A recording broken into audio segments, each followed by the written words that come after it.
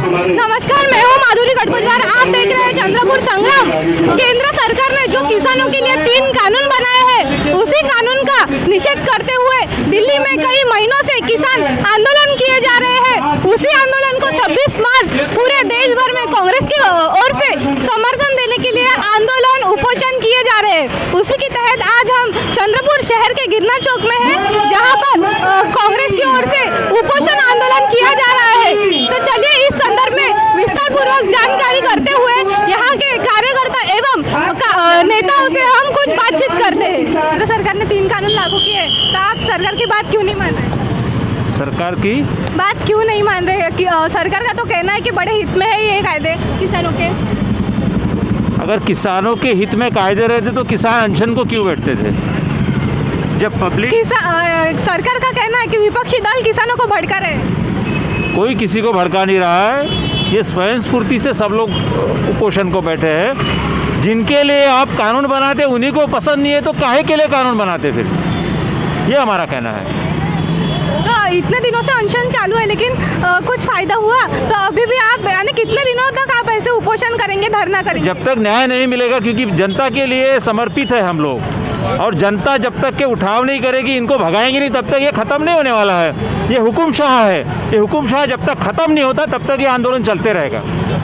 किसानों के लिए जो 3 कानून बनाए गए हैं, उसमें पहला जो कानून है ठीक है, आवश्यक वस्तु भंडारण अधिनियम, ठीक है। तो अभी तो किसान जो है अपनी फसल का भंडारण भी कर सकते, तो फिर इसमें दिक्कत क्या है? नहीं, दिक्कत पूरे देश के किसानों को है, एक सिंगल आदमी को नहीं है। देश के पूरे संपूर्ण किसान भाइयों को इसका विरोध है। जब किसान ही नहीं चाहता तो ऐसे कानून क्यों बनने को ना?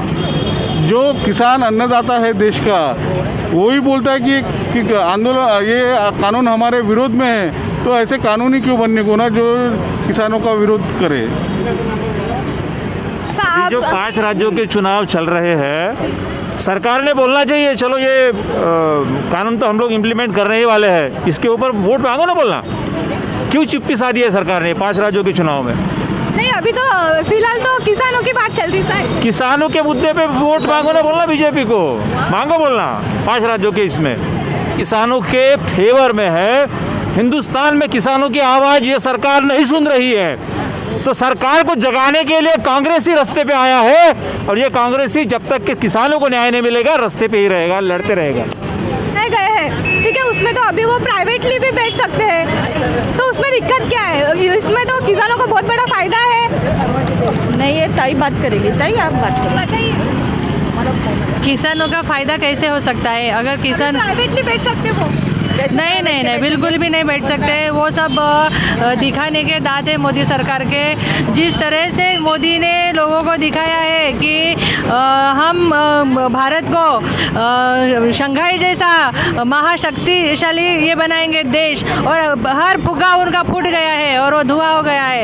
इस तरह से वो लालच दे के किसानों को वो दिशा भूल कर रहे हैं। लेकिन अगर किसानों के लिए प्राइवेट कायदे बने तो जो उनके हक है, जो वो अपने हक से मतलब अपना जो अनाज है अपने हक से बेचते हैं, और उनके हिसाब से उनको पैसा मिलता था, उनके सारे अधिकार जाएंगे। वो नए कायदों के हिसाब से कुछ भी उनका फ़ायदा होने वाला नहीं है। इसीलिए तो किसान 4 महीने से आंदोलन पे बैठे हैं। इसीलिए किसान भूखे प्यासे दिल्ली में बैठे हुए हैं, क्योंकि उन्हें पता है कि मोदी सरकार के किसी भी कायदे से उनको फ़ायदा होने वाला नहीं है। लेकिन केंद्र सरकार का तो ये कहना है कि विपक्षी दल किसानों को भड़का रहे हैं। केंद्र सरकार का ये कहना है, ऐसे आप बोल रहे हैं, लेकिन किसानों को भड़काने की क्या ज़रूरत है? जिनको तकलीफ होती है उनको खुद की तकलीफ समझती है, तभी वो रास्ते पे उतरते। कोई किसी को भड़काता नहीं है। अपना पेट, अपने लोग और अपना अधिकार संविधान ने सबको दिया है। इसलिए किसानों को अपना अधिकार पता है। किसी के भड़काने से वो नहीं भड़केंगे, वो खुद के तकलीफ से भड़के हैं।